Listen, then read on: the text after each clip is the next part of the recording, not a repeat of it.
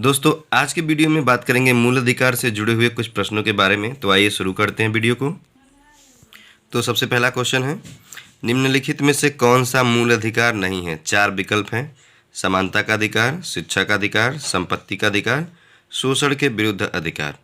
तो देखिए इसमें जो है समानता का अधिकार आपका मूल अधिकार है, शिक्षा का अधिकार आपका मूल अधिकार है, शोषण के विरुद्ध भी मूल अधिकार है, लेकिन संपत्ति का अधिकार जो है ये केवल अब विधिक अधिकार है, कानूनी अधिकार है। मूल अधिकारों की श्रेणी से इसको हटा दिया गया है। शुरुआत में जब मूल संविधान में 7 मूल अधिकार थे, अब 6 मूल अधिकार हैं, जिसमें से संपत्ति के मूल अधिकार को हटा दिया गया है। भारतीय संविधान के संशोधन 44वें संशोधन 1978 द्वारा इसको हटा करके कानूनी अधिकार बना दिया गया है। उसके बाद अगला क्वेश्चन है, निम्नलिखित कथनों पर विचार कीजिए। निम्नलिखित कथनों पर विचार कीजिए। शिक्षा का अधिकार आरटीआई अधिनियम के अनुसार किसी राज्य में शिक्षक के रूप में नियुक्त होने हेतु अर्ह होने के लिए किसी व्यक्ति में संबंधित राज्य अध्यापक शिक्षा परिषद द्वारा निर्धारित न्यूनतम योग्यता का होना आवश्यक है। तो इसमें विकल्प जो है, इसमें हम इसको देखेंगे कि इसमें दिया हुआ विकल्प है कि उपर्युक्त कथनों में से कौन सा कथन सही है।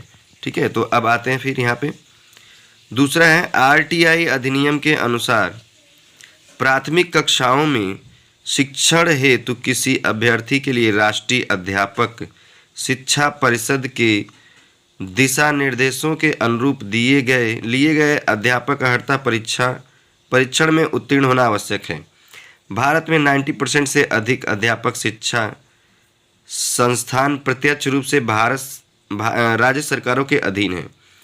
तो इसमें जो है केवल दूसरा सही है। ठीक है, उपयुक्त कथनों में से कौन सा कथन सही है, इसमें विचार करना था हमको।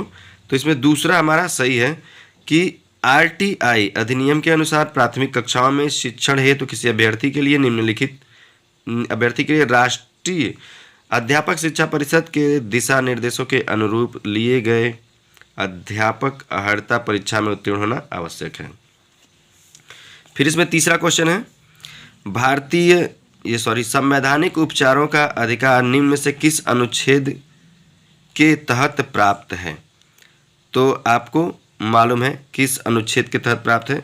तो अनुच्छेद 32, यानी इसमें 4 विकल्प हैं, अनुच्छेद 21, अनुच्छेद 32, अनुच्छेद 22, अनुच्छेद 24। तो इसमें बी वाला ऑप्शन सही है। उसके बाद है चौथा क्वेश्चन, सूची का मिलान कीजिए। तो अभी मैं ये देख रहा था तो ऑलरेडी इसको मिलान कर दिया था। तो समता का अधिकार 14 से 18, एक पिछले वीडियो में मैं पढ़ा भी चुका हूँ, मूल अधिकार वाले वीडियो में। स्वतंत्रता का अधिकार 19 से 22, शिक्षा व संस्कृति का अधिकार 19 से 30 तक है, और धर्म की स्वतंत्रता का अधिकार 25 से 28 तक। भारतीय संविधान का मैग्ना कार्टा संविधान के किस भाग को कहा जाता है? भारतीय संविधान का मैग्ना कार्टा संविधान के किस भाग को कहा जाता है? तो देखिए भाग 4, भाग 2, भाग 3 और भाग 1 ये विकल्प में है। तो सी ऑप्शन हमारा सही हो जाएगा, भाग 3 को कहा जाता है। फिर भारतीय संविधान के निम्नलिखित में से किस अनुच्छेद के द्वारा अस्पृश्यता की समाप्ति की व्यवस्था की गई है? अनुच्छेद 14, 15, 16, 17 4 विकल्प हैं, जिसमें से अनुच्छेद 17 आपका सही उत्तर है। दोस्तों जितने भी क्वेश्चन हैं सभी क्वेश्चन किसी न किसी एग्ज़ाम में ज़रूर पूछे गए हैं, और ये जो भी कंपटीशन की आप तैयारी करते हो उसके लिए बहुत ज़्यादा इम्पोर्टेंट है। चाहे आप टेट की तैयारी करें, सीटेट की तैयारी करें, या आप पढ़ने ही वाले स्टूडेंट ही क्यों ना हो, सामान्य एकेडमी की पढ़ाई करें, वहाँ पे भी आपके नॉलेज के लिए बहुत ज़्यादा बेटर वीडियो है। निजता के अधिकार को जीवन एवं व्यक्तिगत स्वतंत्रता के अधिकार के अंतर्भूत भाग के रूप में संरक्षित किया जाता है। भारत के संविधान में निम्नलिखित में से किस उपर्युक्त कथन की सही समुचित ढंग से अर्थित होता है? तो इसमें 4 विकल्प है, अनुच्छेद 14 एवं संविधान के 42वें संवैधानिक संशोधन के अधीन उपबंध। दूसरा है अनुच्छेद 17 एवं भाग 4 में दिए गए राज्य की नीति निर्देशक तत्व। सी वाला ऑप्शन है अनुच्छेद 21 एवं भाग 3 में गारंटी की गई स्वतंत्रताएं। और डी वाला ऑप्शन है अनुच्छेद 24 एवं संविधान के संवैधानिक संशोधन के अधीन उपबंध। तो इसका ऑप्शन सी सही हो जाएगा कि अनुच्छेद 21 एवं भाग 3 में गारंटी की गई स्वतंत्रताएं। अगला क्वेश्चन है भारतीय संविधान के 44वें संवैधानिक संशोधन द्वारा मौलिक अधिकार की श्रेणी से निम्नलिखित में से किसको हटाया गया है। तो ये तो मैं आपको अभी इसी वीडियो में बताया हूँ कि संपत्ति के अधिकार को हटा दिया गया है, तो ज़्यादा पढ़ने की जरूरत है नहीं, क्योंकि भारतीय संविधान के 44वें संवैधानिक संशोधन 1978 द्वारा संपत्ति का अधिकार जो मूल अधिकार था उसको मूल अधिकारों की श्रेणी से हटा के कानूनी अधिकार बना दिया गया है। फिर है निम्नलिखित में से कौन संविधान के अनुच्छेद 21 के दायरे में नहीं आता है। ठीक है, तो एक चिकित्सक द्वारा घायल को चिकित्सकीय सहायता और कार्यस्थल पर महिलाओं का लैंगिक उत्पीड़न, पानी की गुणवत्ता को प्रदूषित करना और मृत्युदंड। देखिए ये भी यूपीपीएससी प्री 2017 में पूछा गया है, इसमें मृत्युदंड इसका सही ऑप्शन है। डी वाला क्वेश्चन है कह रहा भारतीय संविधान में शोषण के विरुद्ध अधिकार द्वारा अधिनियम में कौन से परिकल्पित हैं। ठीक है, कौन से परिकल्पित हैं। तो इसमें तो देखिए मानव देह व्यापार और बंधुआ मजबूरी यानी बेगारी का निषेध, अस्पृश्यता का उन्मूलन, ये तो 17 से है, अनुच्छेद 17 से है, तो इसको नहीं होगा। पहला वाला इसमें सही होगा। अल्पसंख्यकों के हितों की सुरक्षा, ये भी नहीं है इसमें। कारखानों और खदानों में बच्चों के नियोजन का निषेध, तो यानी पहला और चौथा दो विकल्प इसका सही हो जाएगा। ये कूट से संबंधित प्रश्न है, तो इसमें जहाँ पे पहला और चौथा कूट में आंसर रहेगा वही विकल्प हमारा सही हो जाएगा। अगला क्वेश्चन है निम्नलिखित कथनों में से कौन सा एक सही है। अधिकार नागरिकों के विरुद्ध राज्य के दावे हैं। अधिकार वे विशेषाधिकार हैं जो किसी राज्य के संविधान में समाविष्ट हैं। अधिकार राज्य के विरुद्ध नागरिकों के दावे हैं। और फिर अधिकार अधिकांश लोगों के विरुद्ध कुछ नागरिकों के विशेषाधिकार हैं या विशेष अधिकार हैं। देखिए ये भी यूपीपीएससी प्री 2017 में पूछा गया है। मैं आपको बताना चाहता हूँ, मैं पढ़ाते समय जब वीडियो में पढ़ा रहा था ये मूल अधिकार के बारे में, तो वहाँ पे बताया था कि मूल अधिकार क्या है। तो मूल अधिकार राज्य के विरुद्ध नागरिकों के दावे हैं। ठीक है, तो इसका सी ऑप्शन सही हो जाएगा।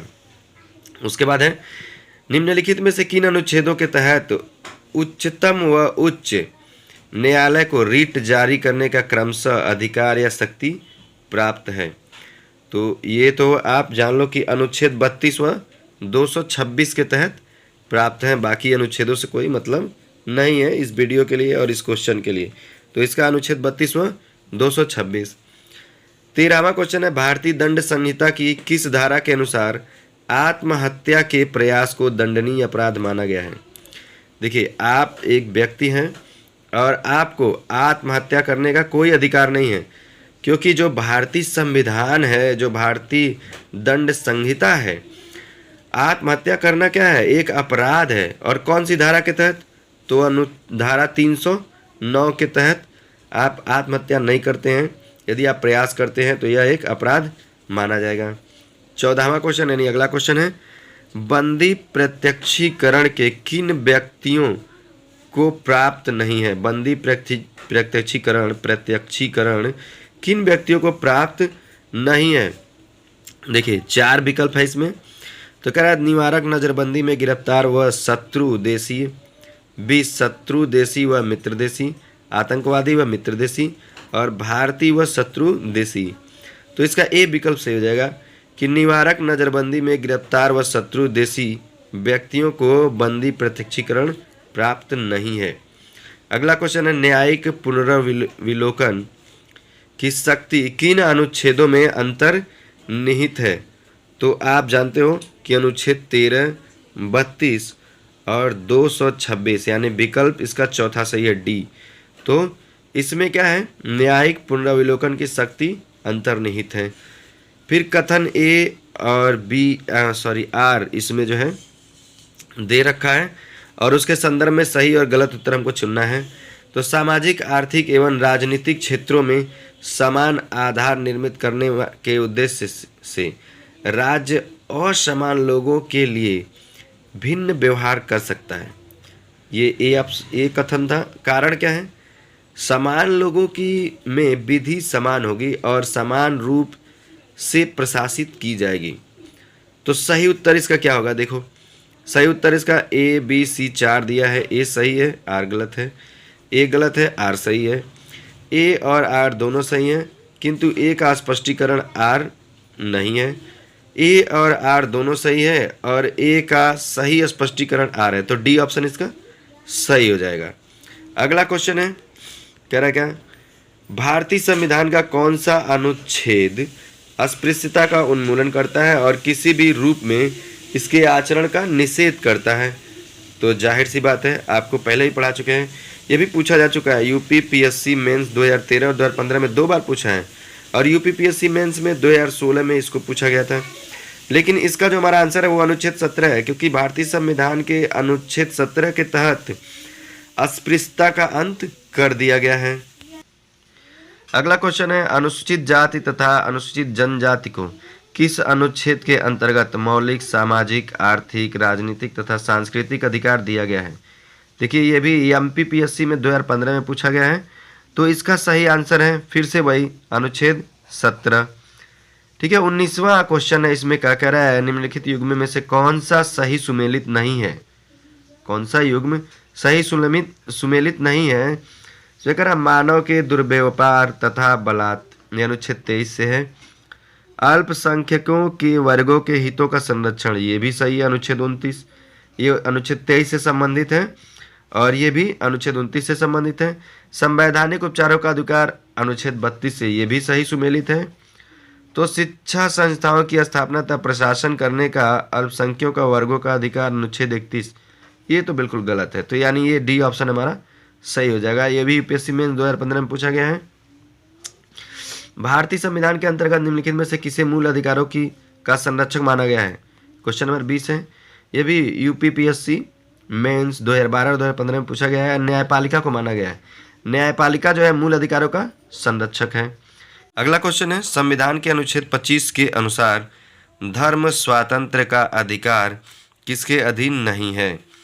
पहला ऑप्शन है सार्वजनिक व्यवस्था, दूसरा ऑप्शन है स्वास्थ्य, तीसरा है सदाचार, चौथा है मानववाद। तो इसमें जो डी ऑप्शन है ना वो सही है, मानववाद। ये भी देखिए आरटीएस 2013 में पूछा गया है। फिर उसके बाद अगला क्वेश्चन है, निम्नलिखित में से किस आधार के कारण नागरिक की विचार एवं अभिव्यक्ति की स्वतंत्रता पर प्रतिबंध नहीं लगाया जा सकता? तो इसका चौथा ऑप्शन सही है, अवांछनीय आलोचना। मौलिक अधिकार क्या है? मौलिक अधिकार वाद योग्य हैं, ठीक है, अवाद योग्य हैं, लचीले हैं, कठोर हैं। तो ये भी जो इसका सही ऑप्शन होगा वाद योग्य है। अगला क्वेश्चन है, भारतीय संविधान के अनुच्छेद 25 में प्रयुक्त हिंदू शब्द किसे सम्मिलित नहीं करता है? बौद्धों को, जैनों को, पारसियों को और सिखों को।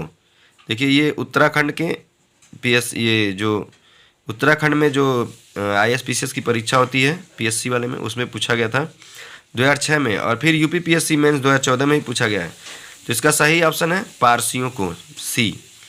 अगला क्वेश्चन है, कथन है राज्य 6 से 14 वर्ष के सभी बच्चों को निःशुल्क एवं अनिवार्य शिक्षा प्रदान करेगा, और कारण है एक प्रजातांत्रिक समाज में शिक्षा का अधिकार मानवाधिकार के रूप में विकास के अधिकार की व्याख्या के लिए अपरिहार्य है। ठीक है, अब इसका उपयुक्त कथनों के संदर्भ में सही उत्तर चुनिए।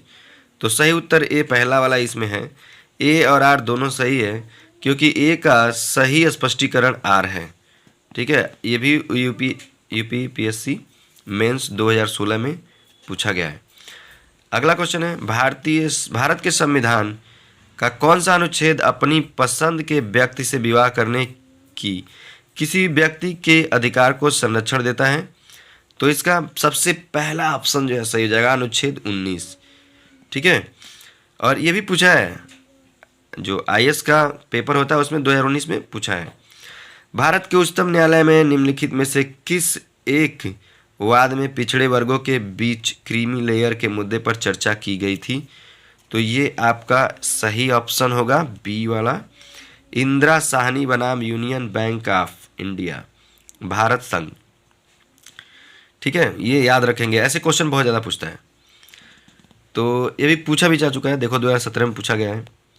फिर है, निम्नलिखित अधिनिर्णयों में से किस एक में यह घोषणा की गई कि भारत के संविधान के भाग 3 के किसी भी उपबंध में संशोधन करने की कोई शक्ति संसद को नहीं है? तो बी वाला ऑप्शन, गोलकनाथ बनाम स्टेट ऑफ पंजाब। ठीक है, बी ऑप्शन सही है।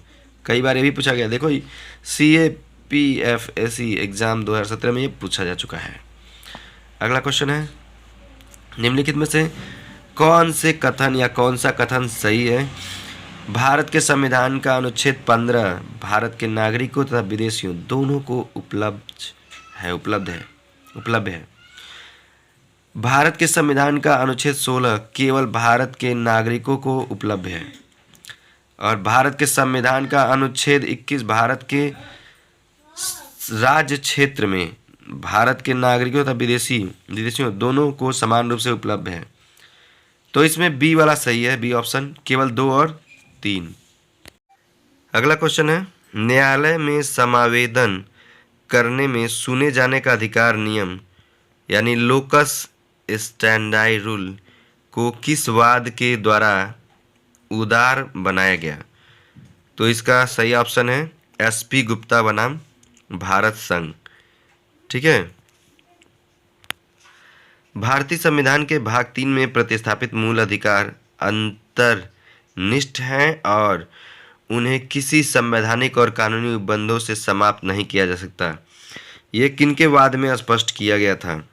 तो फिर इसका सही ऑप्शन है IC गोलकनाथ बनाम पंजाब राज्य। ठीक है, इसका एक हम लोग इसके पहले भी पढ़ चुके हैं इसी वीडियो में। और एक महत्वपूर्ण क्वेश्चन है, पंथ निरपेक्ष शब्द भारत के संविधान में किस संशोधन अधिनियम द्वारा अंतः स्थापित किया गया था? ऑप्शन है 44वां संशोधन अधिनियम, दूसरा 52वां संशोधन अधिनियम, तीसरा 42वां संशोधन अधिनियम, चौथा 34वां संशोधन अधिनियम। जिसका सही ऑप्शन है 42वां संशोधन अधिनियम। उसका एक और क्वेश्चन है, भारत के संविधान के तहत निम्नलिखित में से कौन सा एक मूल अधिकार नहीं है? तो देखो, समता का अधिकार है, स्वतंत्रता का अधिकार है, शोषण के विरुद्ध अधिकार मूल अधिकार है, लेकिन नागरिकता का अधिकार जो है ये मूल अधिकार नहीं है, क्योंकि मूल अधिकार 6 है। ठीक है, इस प्रकार इस टॉपिक से रिलेटेड बहुत सारे क्वेश्चन को हमने पढ़ा। आगे हम लोग कोशिश करते रहेंगे कि और अच्छे अच्छे टॉपिक्स को पढ़ें। वीडियो को देखने के लिए बहुत बहुत धन्यवाद आपका। वीडियो को शेयर करिए और ज़्यादा से ज़्यादा शेयर करिए।